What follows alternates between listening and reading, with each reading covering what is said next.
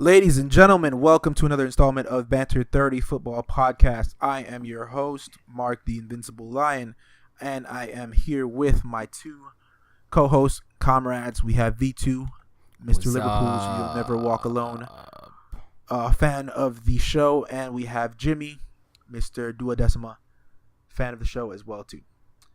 Today we're going to be discussing the year of the striker. This is going to be kind of our opinionated section of our show when we discuss the strikers being linked with the EPL transfers and compared to the incoming strikers coming in and the amount of movements. This could be probably the most effective year of a center forward probably the EPL has probably ever had, with the amount of talented strikers coming in. So we wanted to discuss some of the ones coming in and comparing them to the ones that are already here. Correct? Yes, sir. Yes, sir. All right. I thought you guys were fucking dead for like half a minute. All right. I guess we'll go over the incoming signings first. There's been a couple now. I'm sure there's probably going to be more towards the end of the season, but so far we're probably halfway into the transfer market right now. So we got, of course, Alexander Lacazette from Lyon to Arsenal, my team. Probably going to be the best scorer in the EPL, but we're going to talk about that later.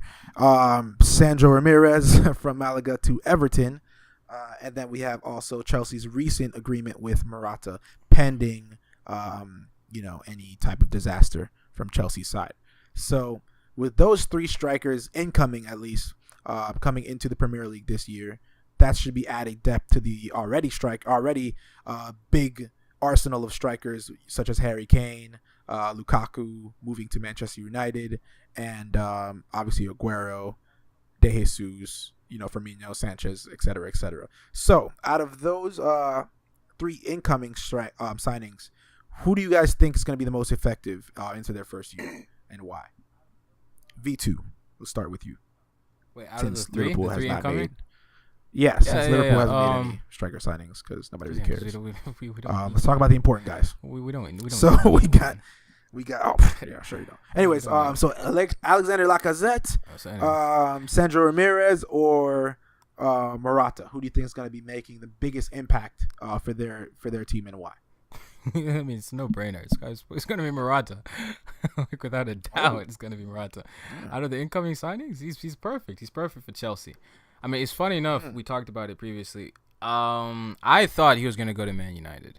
But, of course, Man United's stupidity, had exceeded my expectations. So they went ahead and got Lukaku. And, Morata is literally the perfect replacement for Diego Costa, because I think I'd mentioned previously in previous episodes, he's literally Diego Costa but more technical. That's just my opinion. I mean, Diego Costa's got a little bit more grit, but I think Morata is perfect for Chelsea. He's going to fit in just like that.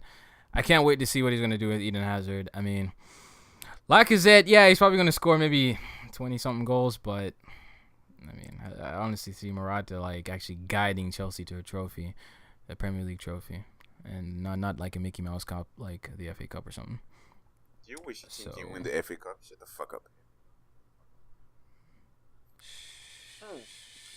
Interesting. So I probably already know this answer from Jimmy, but I'm going to ask him anyways. Jimmy, who do you think will be the most effective out of all three?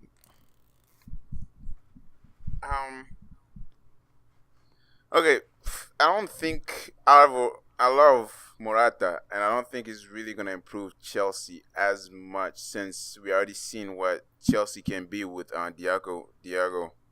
I think, like I said, he's gonna have the biggest impact on Arsenal because of their needs, and he's probably gonna help improve the team, maybe help bring them into the Champions League next year. But Alvaro, he's coming to a team that's already good. So there's nothing really he can improve. Like, I don't see how he can improve the team any further. Maybe in the Champions League, because he's a big game player. Maybe that's the only place I can see, because Chelsea's already a good team. They won the Champions League. I mean the league. So I don't know if he's gonna try to top that. I get what you're saying. You're basically saying the bar is set so low for Lacazette. I mean, extremely low. It's set extremely low for Lacazette, and like for Morata, the bar is set extremely high. I get what you're saying, Jimmy.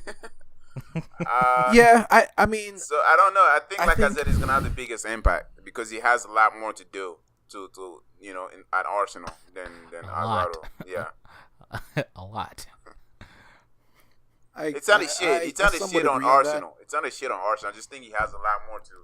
He's gonna help them a lot more than Alvaro will. No, I understand. I understand V2 exactly. stop laughing. I agree with Jimmy in that sense. V2, I don't know why V2's laughing. Yeah, it's gonna suck when He's both our crying teams have inside 25 though because he knows 25 his team is not gonna do shit. Exactly, I'm not. exactly, I'm literally exactly. He's crying inside because I'm when literally he not. looks at Jimmy, when he looks at our teams and he sees our strikers and he looks at his teams and it has Yeah, Roberto Firmino. Firmino on it, and I'm gonna and, love this season. And, yo. and they try to You convert guys don't know Mane what's into gonna a number come. 9 when he's not a number 9, and then he has Yeah. Salah. He has Salah running. He's he has crying Salah in running into frustration. You guys don't know what's the gonna corner come. flag. I'm not even crying. And then I and am then literally he has enjoying Daniel this. Sturridge dancing his way to the emergency room. then we'll see. Then we see. Yeah, Um, because I'm not even so, crying. I'm gonna. in my enjoy this opinion- season. It's gonna be good. In my opinion, I think that I would be biased to say Lacazette's gonna have the greatest impact. I don't think he'll score more goals than Lukaku. I think Lukaku will probably score more goals, but I think Lacazette will have the biggest impact in terms of what he'll do for Arsenal's team, having a striker with mobility and that can play off the ball, that can dribble, and that can link up play, do all those things at once. So I think it's going to free up a lot of things. I think Ozil's numbers are going to get better. I think it's hard to say Sanchez's numbers will get better because Sanchez's numbers are already pretty fucking fantastic. But I think Giroud's numbers will get better. I think it's going to make the team better overall. I think Lukaku will probably score most goals out of all three of them because he's going to be in a position where Zlatan was in. I think that's the big reason why United ended up going with Lukaku than Morata. I mean, because I don't think really like compare Lukaku yet. You know what I'm saying? Well, was that initially who you doing? Yeah. Out of the three, were you doing Sandro Ramirez and the other? Yeah, two, we're or doing you Sandro. going- I was just saying that out of the I guess I see what you're saying. Because Because I mean we have to consider Harry Kane. But go ahead. Yeah, I was talking about new incoming signings. Yeah. Like out of all the new signings. That's why I was saying to you before. Like it's hard not to put Lukaku in that because Lukaku's technically a new signing, even though he's in. But he knows the EPL. Premier League, and the Premier League kind of knows Lukaku. But what I'm saying Yeah, is, but there's a lot of guys that go to different teams and play like shit, like Fernando Torres did, or like you know what I'm saying. You're in a different system. Fernando Torres had Chelsea's injury, system though. is very. I know, but I'm just saying like the systems are still different. Even though you know the Premier League, the system's still a lot different. The service you're getting from Everton is not the same as the service you're getting from United. They play in a totally he's got different system. Pogba to give him fucking passes. Exactly, that's what I'm saying. So it's like Anything should be easier for him to score goals now. it could be, but then it also you're playing teams that are going to sit. Everton doesn't play against teams that play 5 in the back. Yeah. You know what I'm saying? But then, So it's not Lukaku he can always scores counter against more. small teams. The question is big games. Like that's why. I understand, but I'm saying it's a difference when you compare them though because Lukaku's playing in a completely different system where Everton played open against Swansea. Swansea doesn't care to play 5 in the back against Everton. They're going to play 5 in the back against United because it's United. You see what I'm saying? So even though he knows the Premier League, it's going to be different playing on a team that every single game you're playing against teams that are going to defend because they know they're playing against Manchester United. Go. If You know what I'm finish your saying? points, and I'll come back to that. But yeah. Okay. So yeah, my point was being Lacazette I think will do more for the team than Morata. I think Morata is probably as a number 9, I think he's more potential to be a more traditional number 9 because obviously he's taller, probably better in the air. I think their first touches are still pretty, but they're different types of strikers. You know what I'm saying? Morata can play more as a traditional center forward, whereas Lacazette can play across the front three because he's more of a winger. He can play as a wide player. Is that not true? Did you just say Morata's touch? Did Morata's touch and Lukaku? It's not even a comparison, man. Did I say? I said Lacazette. I didn't say Lukaku. Dude, Morata touch is really good, and he I'm can talking- play across the front line. He play as a winger. Yeah, I'm not talking before, about Lukaku. So he can play across the front But line. listen, I'm comparing this. I know, but y'all didn't even let me. Even y'all Juventus, gotta he play listen on to the what wing. I'm saying. He play on though, the bro. wing under Y'all Allegri. gotta listen to what I'm saying, though, bro. I'm comparing. Yeah. I'm comparing them to Lacazette, though. Lacazette has made his career playing out wide and then came into the Same center thing forward from position. Alvaro. So but Alvaro can play more as a traditional 9 because he's taller. He's played in the traditional line probably longer than Lacazette has, because at Juventus he played there. Even at U21s or maybe U21s for Spain, he played up top, right? He even played as a winger when he was playing for Juventus.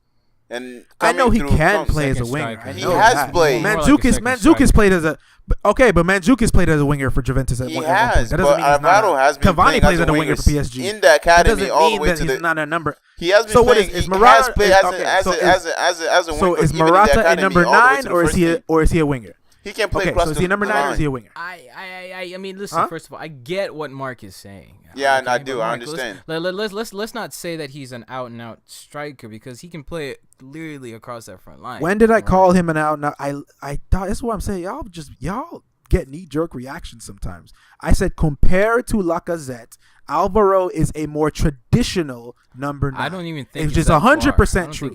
You know why it's 100% true? Because Lacazette is a type of player that drifts out a lot, more or less of the time. When he played for Olympic, when he played for France's U20s, he's been that more flair. I want the ball at my feet. Alvaro can do that. I'm not saying he can't. Just because I'm saying that he's more traditional doesn't mean he can't do that.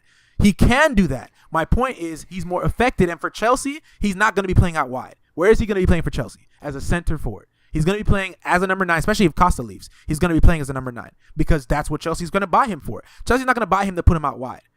Arsenal will buy him and has already played him out wide. The last friendly we had, Giroud started and he played out wide just to show that he can play across the front 3. So my point is I'm not trying to say Alvaro doesn't have the skill set to play out wide. I'm saying compared to Lacazette, he's going to be a more traditional 9 for Chelsea, as Arsenal is going to have Lacazette playing a number of positions. You understand what I'm saying? Okay, we'll see.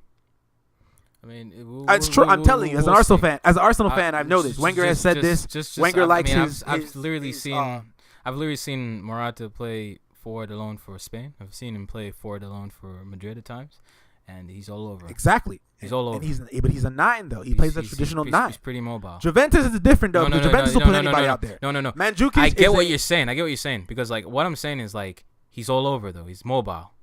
As a striker, as a 1, he's not mobile. Benzema's mobile too. That doesn't mean he's not a number 9. I'm just saying. I'm just saying he's not far off the spectrum from Lacazette. You see. I'm not saying he's far off. I'm saying Lacazette is. But I get that. But compared to Lacazette, I'm saying compared to Lacazette, Arsenal is going to play him at a number of different positions. I know this because we have Giroud, we have other guys. Chelsea's not going to be playing him at wingback. You know what I'm saying? Like Alvaro's not going to come to Chelsea to play Victor Moses' position. He was practically playing center midfield against Sydney FC, right? That's what I heard. I mean, he's playing everywhere. He's playing as Wenger had him dropping deep. I mean, it was crazy. Yeah, at times. But my point is like that. Like he's not gonna put it this way. Him coming to Arsenal is not gonna make Giroud not play. Giroud's gonna play. He's just not gonna start, but Giroud will play, or he'll start some games too. You see what I'm saying? So my point is with Alvaro going to Chelsea, he's gonna play up top. Like there's nowhere else he can really play in Conte's system. Me and you agree. Lacazette will have the most impact for all the with that being said though, signings coming through, right? With that being said though, if Alvaro, let's just say Conte has this master plan and Alvaro somehow gets into that team and does more than what Costa did, they're going to be even more dangerous. You know what I'm saying? So it really depends. You can speculate, but if Alvaro goes to Chelsea and starts scoring and starts bagging up the net and becomes what they want him to be. What I mean by impact, I mean solely off the fact I think Morata he's gonna do good at Chelsea, but I feel like as a team, his like in terms of where Chelsea finish, what they do, what they amount to, is gonna be greater than what Lacazette's gonna do for Arsenal. You get what I'm saying, right? Because I mean, I don't know. I feel like Chelsea. I feel like Chelsea is gonna be maybe a top 2, maybe might even win it again. I don't know. I can't rule that out. I don't know though. I honestly think they might do good in Champions League. It'd be interesting to see Arsenal do good in Europa. It'd be interesting to see Arsenal do good in Europa. I think Arsenal will actually do good in Europa this time. I know, no lie. I think it depends. I think this is a European trophy that you guys could win. That could happen. CBA is not there. Yeah, that could happen under Lacazette. Milan's buying all these players and they fucking. Now it's interesting. They're buying too many. Let's see how the cohesion is going to be. But like what I'm saying is basically, I think Morata is going to do. Lacazette's going to do great at Arsenal. you guys are gonna hopefully. I mean, in your I think. your I words, mean, yeah. in your I words, yeah, they're personally gonna think achieve so. great. But I feel like Chelsea's just I think gonna, we'll as a team, compete. is gonna achieve better. I think that all And depends on. I Morata think that all will depends on be. the goal scope. I will think be losing Costa instrumental. is big though. I think if they lose Costa and you just try to make, I don't think Alvaro is a like for like replacement. I think he has certain things he does that's better than Costa, and certain things Diego Costa does that's better than what Alvaro does, and especially Costa's game is obviously suited for the Premier League because he's a bully, and Alvaro's not like that There bullish you type. go But Alvaro's again. touch. You are Come going on. that road again. Come on, Mark. Please. Is he not? Is he not? Is he a bully? I'm asking. Is he? Oh I don't. my I don't. God. Okay, from what okay, I've watched okay, from listen. Alvaro, Listen. I think they're different. Are they the same player? They're different players. Morata is I don't understand why strong every as time you guys hell. think that every single time you guys think I make a point, it's not like saying anything against Alvaro. So like I was saying, yeah, this cloud of like doubt that I see around Morata, it's just you'd have to see. I see a lot of doubt because right now maybe it's because it's a shit ton of Man United fans who are just bitter or something, but I'm just seeing a lot of doubt around Morata, and I think he's actually gonna do good at Chelsea. That's just my personal opinion of what I've seen. I think I don't think he's going to do bad at Chelsea. I wasn't trying to say that at all. I was comparing them two as players. Though you compare Costa and Alvaro as players, just as players. Meaning technical ability, finishing ability, what they do for their team. They do similar things and they do things that are different. That's what I'm trying to tell you. That's what I'm trying to understand. So when I say, Costa is a little bit more bullish, which helps Chelsea's game, I'm not trying to say Alvaro is going to be a pussy when it comes to the Premier League. But you do understand that you lose some of that attitude from Costa that you do not get from Alvaro. But you also, hold on, Jimmy. Hold on. Let me just finish the point, bro, before you have to make the rebuttal. Just let me finish the last point. Some of the things you lose from that, from Costa, being that bullishness, that attitude, that want for goals, that pissing off, getting in defenders' heads that we talked about a couple weeks ago, me and you, V2, you may not get that from Alvaro. But there's a lot of things you gain from Alvaro that you do not get from Costa. Mm-hmm. Maybe his ability to drop deeper into games. Maybe his ability to link up at times where Costa was just being selfish. Maybe there's the times that he would help out Hazard. Him and Hazard run on the same page a lot, Eden at Costa during their droughts. A lot of times that can probably help out with Alvaro making certain runs. With Alvaro being able to be technically on the ball very sound, just like Costa was off and on. So, and the fact that he's probably a lot quicker than Costa, to be honest. Which Costa's not slow, actually. He's kind of, for his size, he's a pretty fast guy.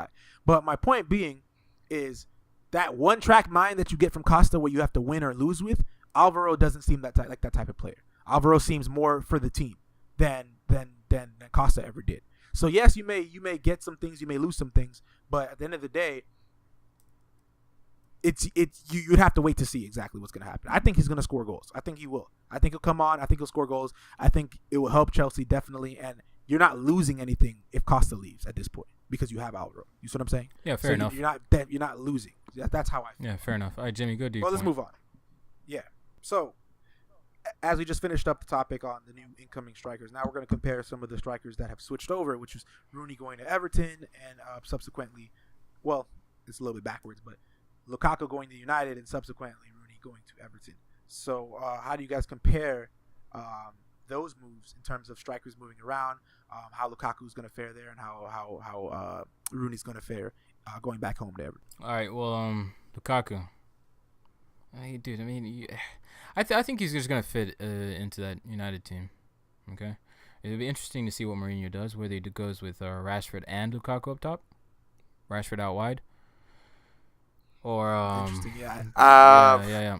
Personally, Or I think maybe maybe Lukaku off the. I mean, you can't play him off the bench with that money. Yeah, but that's not happening. But to definitely me, playing up top. to me, he's the number 9. to me, when United play against the smaller teams, it's gonna be the same story that we've seen with Lukaku at Everton. That's just me. I think he could just bang the goals for United in that sense.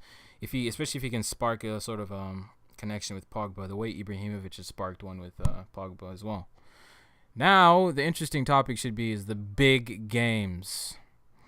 Lukaku, it'll be interesting to see what he does when he plays the Merseyside when he plays against us, Liverpool. I was about to say Merseyside derby, but Man United are not part of Merseyside. Yeah, when he plays the Manchester derby, when he plays against Chelsea, when he plays against, he's gonna score goals against Arsenal.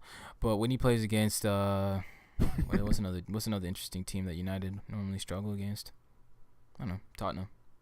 Tottenham have interesting defense. It should be interesting to see how he's going to cope. But, that's just my only challenge. I think Lukaku's going to do good. This is tough, man. Like, it really is tough.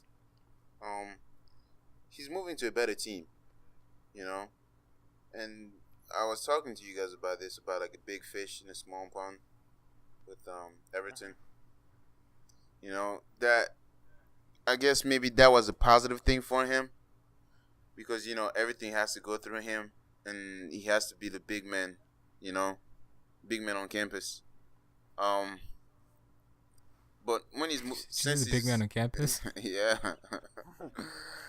I did that. Anyway, I bet you know all about that. Right? What are you talking about, Vitu? Holy shit, Thursday nights, huh? Alright, go ahead. You're a fool, nigga. Anyway, so moving. We have seen with Belgium, how he performed with really good players around him, and it's not the same like he does with Everton. He doesn't perform as well with really quality players around him. So it's gonna be interesting to see how he's gonna do with Manchester United. With all these quality players playing around him. I don't know if he's gonna be the same Lukaku we have seen in the past. Maybe he's gonna up his game, playing with better players, maybe scoring important goals in big games. But I don't know. We're just gonna have to wait and see. But I don't. It's tough. Yeah, I mean, I agree. It's gonna be something that we're gonna have to wait and see. I'm kind of split. Between him. The reason being is because for one, Lukaku has this incredible goal scoring record in the Premier League, right? He does, but against the quality of the last teams, 4 years, it's been. Yeah, I mean, it's against certain teams, and of course, I understand that's a big issue because if the bottom for like what 70 something million, 84, I think it was. He's gonna be there. He's gonna be there for a couple years. That means they're gonna eventually start playing in the Champions League. If they play well, of course, and then that's gonna be against big teams. And I'd agree. And then they have to depend on him against those teams. With that being said, I think I kind of understand Mourinho's thought process in choosing Lukaku to be that replacement for Zlatan, because obviously you're missing a lot from Zlatan, right? I mean, he scored 20-something goals, and I get it. Like, with him leaving, there's a big hole, right? There's a big hole up top.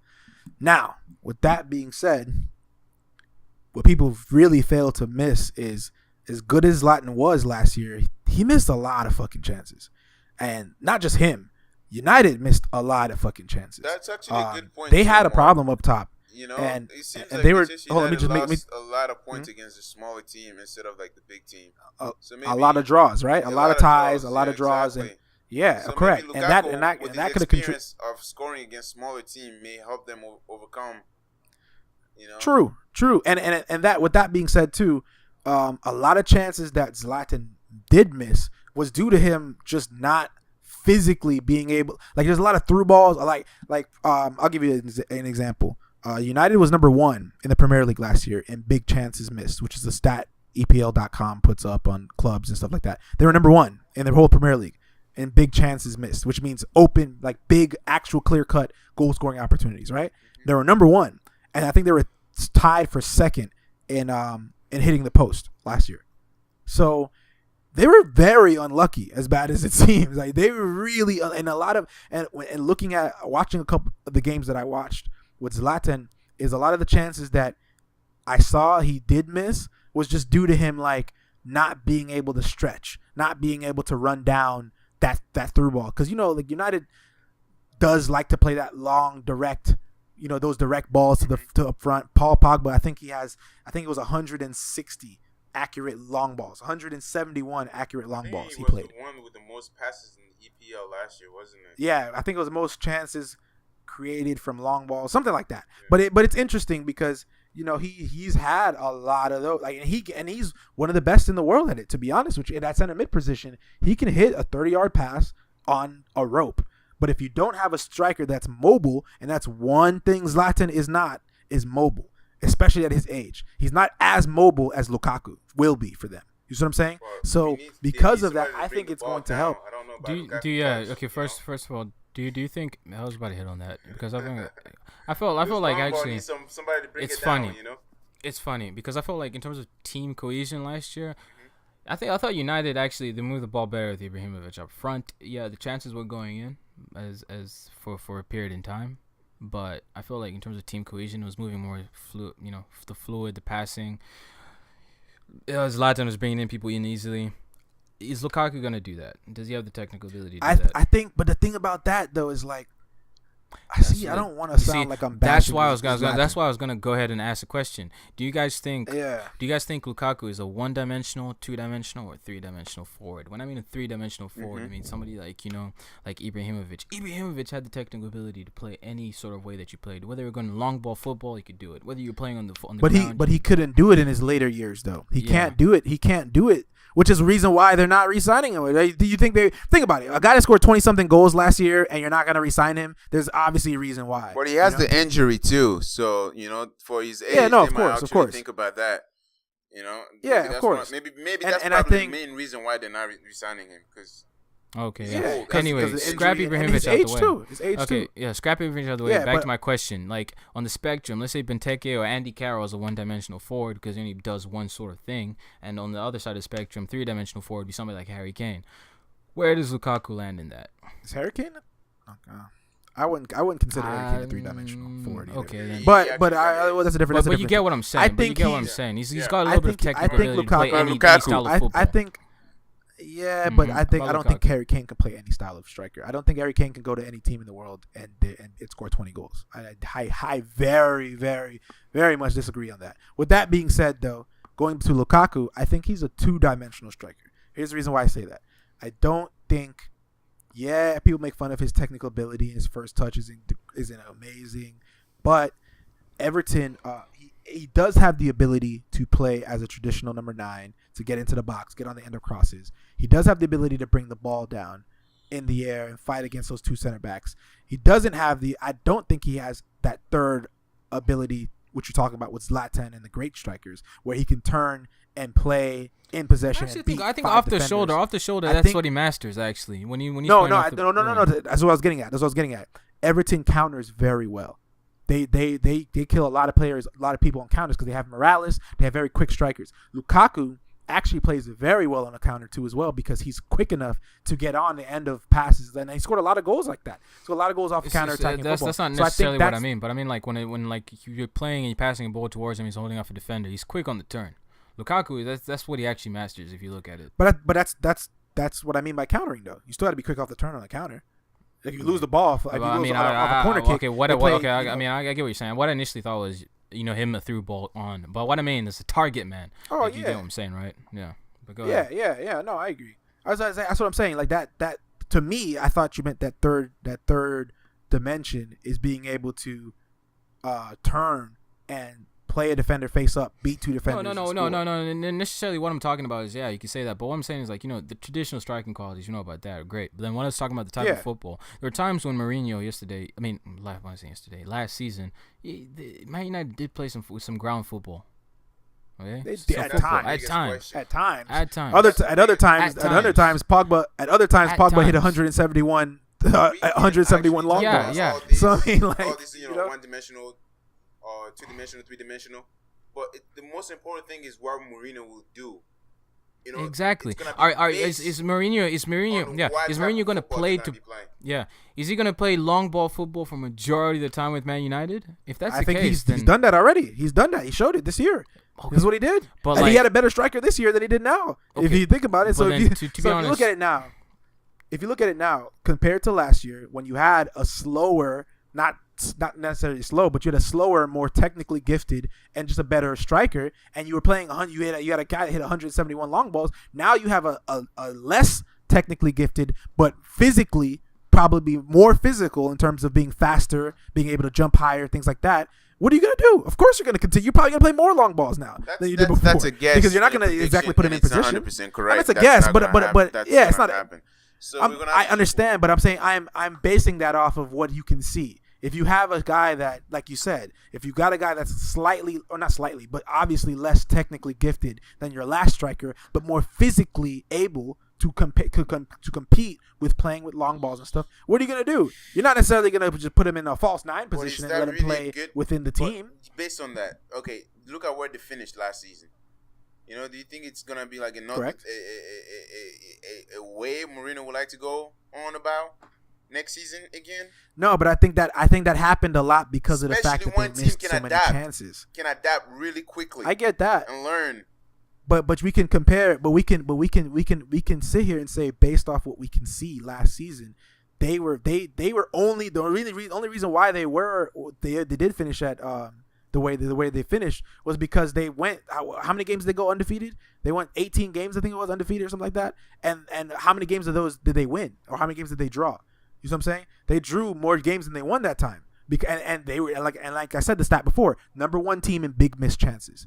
You see what I'm saying? Yeah. So now he goes, you know what? I'm going to go find this striker that I feel like I missed my chances a lot because all these through balls, we didn't have a striker up top that was able to run those things down and at times did hinder us. So I'm going to find this big, tall striker that physically is able to run down because I have all these talented passers like Paul Pogba, like Ander Herrera, like Juan Mata, like Mkhitaryan. All these guys that can put a ball into an area where I have this big, tall, strong, fast striker that can run onto that and maybe convert chances. That's my opinion. Okay. That's my opinion. That's a fair point.